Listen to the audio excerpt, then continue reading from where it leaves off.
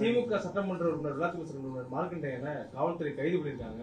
அவரு முதலமைச்சர் சட்டமன்றத்தினுடைய விவகாரம் குறித்து அவதூறா பேசுறதா குற்றச்சாட்டு இருக்கு. அவர் கைது பண்ண பிறகு அவருக்கு மாத்திரைகள் கொண்டு சில கொடுக்க அனுமதிக்கல அப்படிங்கறதெல்லாம் சொல்லப்படுது. தொடர்ந்து திமுகவுடைய சட்டமன்ற உறுப்பினர்ல இந்த அரசுல கைது ஆகிட்டே இருக்காங்க. இதுக்கு முன்னாடி முன்னாள் அமைச்சர் வனிதாதாசன் கைதானாரு. அவர் முதலமைச்சர் கொடுத்து அவதூறா பேசி இப்போ அடுத்த சட்டமன்ற உறுப்பினர் மார்க்கண்டேயனும் கைதா இருக்காரு. திமுக எப்படி பாருங்க? திராவிட முன்னேற்ற கழகத்தை பொறுத்த மட்டிலும் இது மாதிரி அச்சுறுத்தல்களெல்லாம் கண்டு பயப்படுகிற கட்சி இல்லை. எமர்ஜென்சியை பார்த்தவர்கள், சிறைச்சாலைக்கு பல முறை சென்று வந்தவர்கள். ஆகவே நாட்டுக்காகவும் மொழிக்காகவும் பல போராட்டங்களை நடத்தி சிறையில் இருந்த கட்சி தான் திமுக. சட்டத்தை எரித்தோன்றதுக்காக மதுரையில் 2 வருடம் தண்டனை பெற்றிருந்த கழகத் தோழர்கள்லாம் உண்டு. கோவை ராமநாதன் இந்தியர் போராட்டத்தில் கலந்து கொண்டு அப்பொழுது நடைபெற்ற சம்பவங்களுக்காக திருமணமாகி 2-3 மாதம்தான் ஆகுது. அவரை 4 வருஷம் தண்டனை கொடுத்து விட ஆரம்பிச்சாங்க. அதையெல்லாம் சந்தித்த கட்சி திமுக. இதையெல்லாம் தெரியாமல் நீ புதுசாக ஆட்சிக்கு வந்திருக்கிறவங்க யாராவது பக்கத்தில் இருக்கிறவங்க வரலாறு சொல்லணும். அதாவது ஒருத்தர் விமர்சிக்கிறார் என்று சொன்னால் ஜனநாயகத்தில் அந்த உரிமை இருக்கிறது. இன்னும் வெளிப்படையாக நினைவில் பசுமையாக இருக்கிறது. எம்ஜிஆர் கட்சி துவக்கிய நேரத்தில் அந்த கட்சியினுடைய அமைப்பாளராக நியமிக்கப்பட்டார் கே.ஏ. கிருஷ்ணசாமி. கே.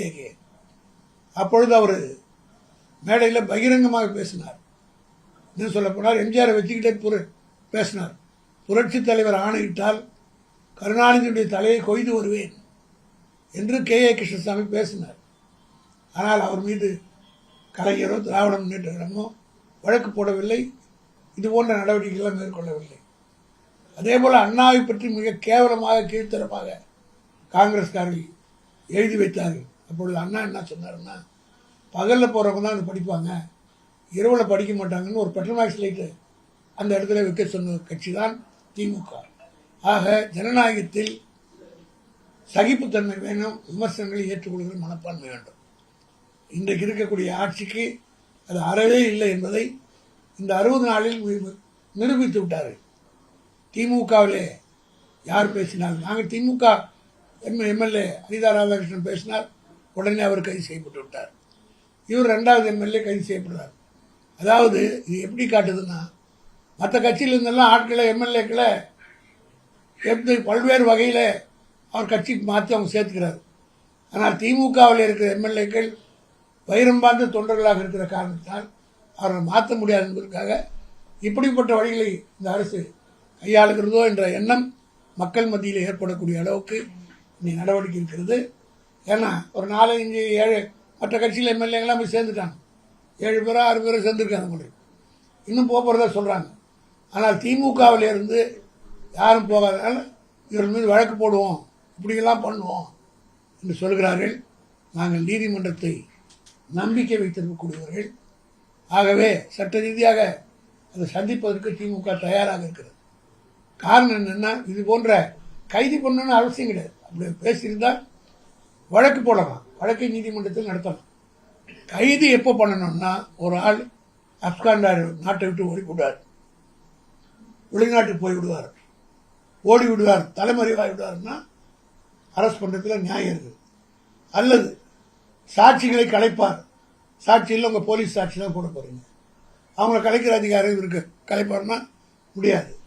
ஆக ஜஸ்ட் ஹாரஸ், ஒரு துன்புறுத்த வேண்டும் என்பதற்காக மன உளைச்சலை கொடுத்து திமுக எங்களை மட்டும் இல்லை, இந்த செய்திகள் பத்திரிகையில் போடுறாங்க பாருங்க, வாட்ஸ்அப்பில் போகிற செய்திகள் எல்லாம் கூட காவல்துறை கொலைகள் கொள்ளைகள் நிறைய நடந்துட்டு இருக்கு. அதை பற்றி பார்க்கறதுக்கு இந்த காவல்துறைக்கு நேரம் இல்லை. திமுகவை பற்றி ஆதரித்து யாராவது செய்தி போட்டால் வாட்ஸ்அப்பிலோ அல்லது இன்ஸ்டாகிராம்லேயே போட்டால் காவல்துறை நான் கேள்விப்பட்டேன்.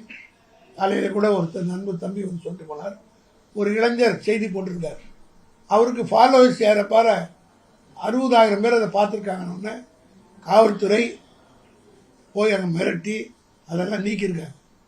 அதுக்கப்புறம் ஒரு ட்விட்டு போட்டிருக்காரு, அது 10,000-7,000 பேர் பார்த்துருக்காங்க, அதையும் எடுத்துருக்காங்க. பண்ணதோடு மட்டுமில்லை, அவங்க தாய் தந்தையர்கிட்ட போய் போலீஸ் கமிஷனர் ஆஃபீஸிலிருந்து நான் பகிரங்கமாக இந்த ஆட்சியின் மீது குறை சொல்கிறேன், நிரூபிக்கிறது தயாராக இருக்கிறேன். சின்ன பசங்க காலேஜில் படிக்கிற பசங்க அவங்க வந்து திமுக தான் அவங்க உணர்வோடு அந்த செய்தியை வெளியிட்டாருன்றதுக்காக அவர்களை மிரட்டி அவருடைய பெற்றோரை மிரட்டி வீட்டுக்குள்ளே போய் இரவு நேரங்களில் விசாரணை என்ற பெயரில் அச்சுறுத்தி பயமுறுத்தியிருக்கிறார்கள். அதே போல புதிய தலைமுறையிலே விமர்சனம் செய்த விமர்சகர் விஜயன் அவர்களை இந்த காவல்துறை பணி இதெல்லாம் நாட்டில் தமிழ்நாட்டில் நம்ம இது போல பார்க்கவே இல்லை. இதெல்லாம் இப்போ நடக்குது. ஆனால் அதே நேரத்தில் கொலையும் கொள்ளையும் கற்பழிப்பும் நிறுத்த நடந்து கொண்டிருக்கிறது. காவல்துறைக்கு அந்த வேலை பார்ப்பதற்கு நேரம் இல்லாமல் திமுகவையும் இந்த ஆட்சியை விமர்சிக்கிறவர்கள் என்ன இப்போ விமர்சிக்கிறவர்கள் யாருமே இல்லை திமுக தவிர மற்றவங்க எல்லாம் அந்த பக்கம் போயிட்டு தான் வருது. என்ன இருக்கு?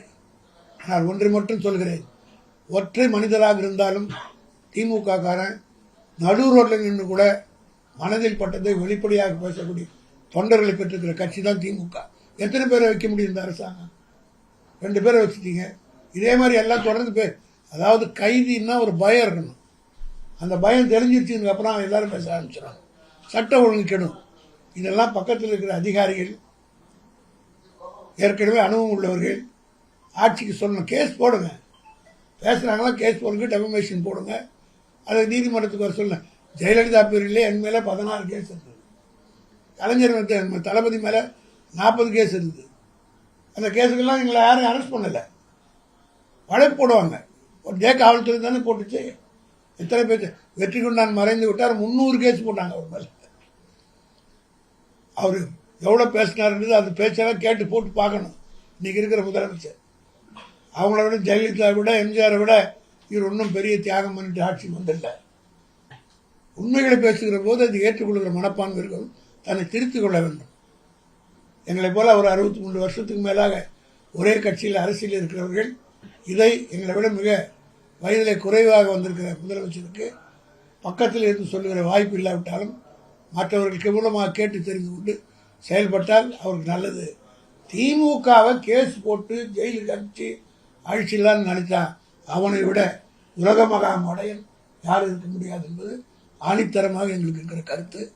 ஆகவே இதுபோல எத்தனை வழக்குகள் போட்டாலும் சந்திப்பதற்கு தயாராக இருக்கிறோம். ஆனால் இது அரசாங்கத்துக்கும் மக்களுடைய வரிப்பணத்துக்கும் வீணான செலவு என்பதுதான் என்னுடைய கருத்து. திமுக விமர்சிக்கும் போது சில இடங்கள்ல வார்த்தைகளை தவறா பயன்படுத்துறாங்க, ஒருமையில பேசுறாங்க, எலும்பு முடிப்பேன் அப்படிங்கிற மாதிரி ஒரு சட்ட உறுப்பினர் பேசுறாரு, இது ஏற்புடையதா அப்படிங்கிற கேள்வியை முன்வைக்கிறாங்க. அவர் எந்த நோக்கத்தில் பேசினார், எந்த அர்த்தத்தில் பேசினார் என்பதை நீதிமன்றத்தில் அவர் நிரூபிப்பார். ஆக நான் தான் சொன்னேன், கே கிருஷ்ணசாமி விடவா இப்போ மார்க்கண்டியன் பெரிய எம்ஜிஆர் புரட்சி தலைவர் ஆணையிட்டால் கருணாநிதி தலையை கொய்து வருவேன்னு சொன்னார். அவர் மேலே கேஸ் போட்டு உள்ள அமைச்சிடுவாங்க. இதெல்லாம் பேசுறவங்க செய்ய மாட்டாங்க. வார்த்தையில் உணர்ச்சி சில நேரத்தில் இன்டென்ஷன், கொலை செய்யணுன்ற இன்டென்ஷன், அடிக்கணுன்ற இன்டென்ஷன் இருந்தாலும் அவர் ஆயத்தை வச்சு நான் பார் குத்திடுவேன்னு சொன்னார். வார்த்தையால் சொன்னார்.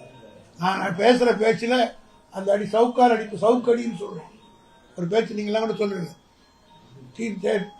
செய்தி போடும்போது ஸ்டாலின் சவுக்கடி கொடுத்தார். அவர் பேசுகிற பேச்சு வேகமாக இருந்ததுன்னா அப்படி ஒரு தலைப்பு கொடுக்குது. அதுபோல இவருக்கு அந்த கண்ணோட்டத்தில் தான் எடுத்துக்கணுமே தவிர இன்டென்ஷனலாக உள்நோக்கத்தோடு அடிக்கிறதுக்கு பிளான் பண்ணி வந்தாரான்னா கிடையாது. நீங்கள் சொன்னதுக்கு டிட் ஃபார் டாட் மூடுவேன், கதவை மூடுவேன் முதலமைச்சர் சொன்னார். அதற்கு வார்த்தையால் நாங்கள் அடிச்சுட்டு வெளியில் வருவோம் அப்படின்னு சொல்லியிருப்பார். அது கோர்ட்டில் பார்த்துப்பார். இப்போ நீதிமன்றங்கள் இது மாதிரி போடும்போது டெஃபமேஷன் வழக்குக்கு தேவையில்லாத மற்ற செக்ஷன்ஸ்ல வழக்கு போடுறீங்கன்னு காவல்துறையை நீதிமன்றம் கண்டிச்சிருக்கு. இதையெல்லாம் பார்த்து தெரிஞ்சுக்கணும். இல்லைன்னா இந்த அரசாங்கத்துக்கு மிகப்பெரிய, நான் என்ன சொல்றேன், எவ்வளோ பிரச்சனை டெய்லி பத்திரிகை போச்சா திருப்பி நிறைய ஊடகங்கள்ல காட்டிக்கிட்டே இருக்கீங்க. போலீஸுக்கு இந்த வேலை பார்த்து அந்த வேலை பார்க்கறதுக்கு நேரம் இருக்காது. அதனால இதெல்லாம் சாதாரண நிகழ்ச்சியில் ஒரு கேஸ் போடுங்க, ரிஜிஸ்டர் பண்ணுங்க, எஃப்ஐஆர் போடுங்க, கோர்ட்டுக்கு வர சொல்லுங்க, கேஸ் நடத்துங்க, நீதிமன்றத்துக்கு ப்ரூவ் பண்ணுங்க, உள்ள அனுப்புங்க. நான் உதாரணத்துக்கு சொல்றேன், கலைஞர் மேல எல்லாம் இன்னைக்கு இருக்கிறவங்களுக்கு தெரியாது. நாத்திக ராமசாமின்னு ஒருத்தர் என்ன பண்ணாரு, கலைஞர் மேல இப்பதான் அவதூறா பேசினார். இப்போ 67க்கு முன்னாடி கட்சியின் பொருளாளராக கலைஞர் இருந்தார். அப்போ அந்த கட்சி தேர்தல் நிதிக்கு வசூல் பண்ண பணத்தில் படம் எடுத்துட்டாரு. பூம்புகார் படம் வந்து அந்த படம் எடுத்தாருன்னு சொல்லிட்டு நாத்திக ராமசாமி காங்கிரஸ் இருந்தார். அப்போ பேசுறது கலைஞர் மாநில வழங்கப்பட்டார். கோர்ட்டில் நடந்தது.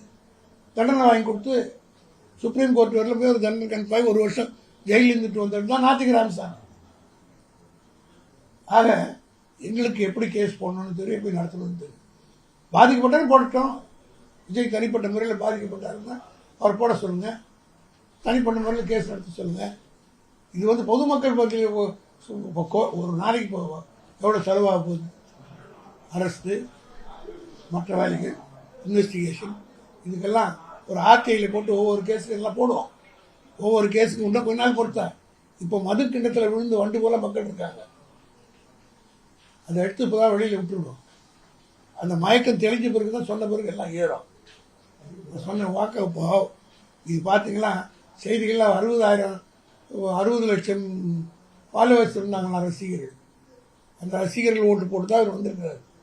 இப்போ அநேகமாக வந்து ஒருத்தர் இந்த படம் ஒன்று வருது பாருங்க, ஒரு படம் ரிலீஸ் ஆக போதில்லை, அது அன்றைக்கி வந்து அநேகமாக தமிழ்நாட்டில் அரசு விடுமுறையாக அறிவித்து எல்லோரும் மக்கள் இலவசமாக போய் பார்க்கலான்னு கூட அறிவிக்கலாம். அறிவிட்டு அதை பற்றி கவலை இல்லை, போய் பார்க்கணும். காரணம் என்ன, மக்கள் அந்த மயக்கத்தில் இருந்தாங்க. இப்போதான் அந்த மது கிண்ணத்தில் இருந்த வண்டை எடுத்து வெளியில் விட்டுருணும். இன்னும் கொஞ்ச நாள் ஆகும் தெரியறதுக்கு. தெளிந்த பிறகு இதே மக்களை வைத்து எப்படி ஆட்சி மாற்றத்தை ஏற்படுத்தணும் திமுக தெரிய செய்வோம். தேங்க்யூ.